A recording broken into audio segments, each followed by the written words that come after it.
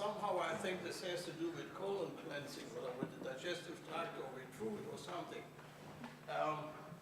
I had my first encounter with colon cleansing when we, passively, okay, when we played this wonderful piece here during the Fringe Festival, entitled the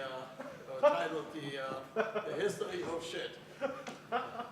Yeah, well, that wouldn't be so remarkable. However, we had a sponsor, a colon cleansing institute situated in East Falls. They were real. I have never heard of colon cleansing before in my life. Yeah. And then, as we went on with the play, we performed it, I believe, like 4 times, or thereabout. Sold out each time. And then it occurred to me that I had some experience with colon cleansing after all. I did this very same thing. I had a doggie, and this is a warning here to anyone who has a dog. A sweet little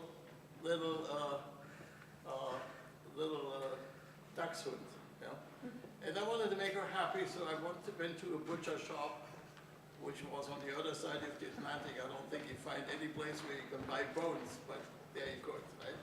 So I bought some big bones, and I gave her to her.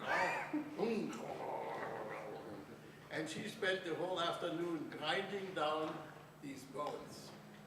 And what I didn't realize was that eventually what was in must come out. And when the bone meal nicely ground up got to her large intestine, it solidified. It was bone cement. So the poor thing was then running out. Oh, I'm not feeling well, and it got worse and worse, and then she was ready to die after 3 days. So this big pluck in her intestine. Yeah. So something had to be done. If I had gone through the official channel here, some surgeon would have cut this big thing, that poor thing open, and take this big pluck out of her, right? And I thought there had to be a better way. And so this was a nice summer day, so there was no particular concern with temperature or anything, no ice or whatever. So I put a table in my backyard. On the table, I put a chair. On the chair, I put a bucket, like these Hohmann buckets, something like that size. Yeah? And then we put a plastic hose into the bucket. And then I set up a bucket brigade. People carrying warm water. The warm water had to be warm, or else I would have cooled this thing down. Yeah. So having all that done, I grabbed her and said, "Come, Kitty," that was her name. I'm going to take care of that. So I put this hose in her behind. Yeah. Get some water in, stop the water flow, and then I pushed the plug against the rear end. Stuck my finger in on the other side. Well, no, gloves wouldn't have worked because I needed my fingernail, right? All right, and I scraped some of this off, right? And with the water, there was a little pile piling up behind her, down on the grass, right? So next water, more scraping, more water, and I've noticed how this thing was getting shorter and shorter inside. You know, the dog, you can push that thing against, I could push against my finger. Yeah. Eventually, the water was coming out of her mouth.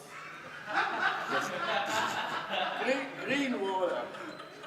The water must have picked up bile on the way out there to the mouth, yeah? And the poor thing was still, she had such trust in me. She didn't do anything. She was just holding still, yeah?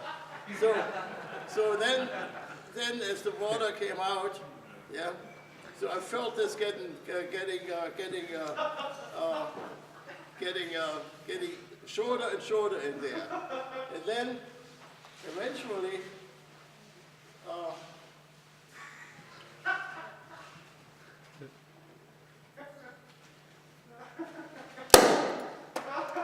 okay, that was supposed to be a live demonstration with this huge water from the fountain coming out of her butt, together with a plug in front of it. I was going to demonstrate it here. I didn't quite. This didn't come out. Yeah, round two. What? One more. One more bottle? Yeah. Shake it up beforehand. I did shake this I'm vigorously. not quite sure what you're talking about. Yeah, you want it? Okay. I tried the other bottle. One was pre-popped already. We had 3 in the reserve, and they loosened the cork already. All right. Shake it. To shake it vigorously, some of the... I should have passed it around for shaking, pre-shaking. So, this is called the demonstration effect. It always works when you're just practicing. And when it comes to the real thing, it doesn't.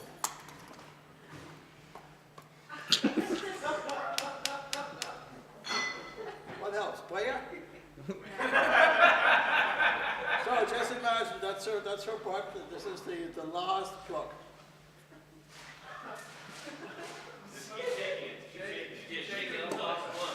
We should have put a propane heater with it. Oh, something better yet from our history of shit. You know, a bottle with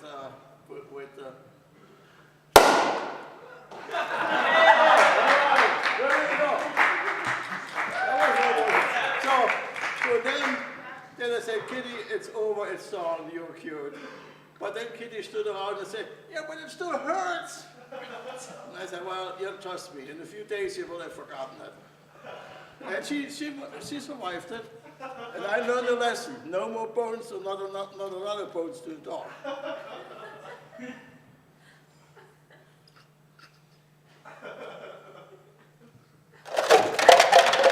Whose idea was that?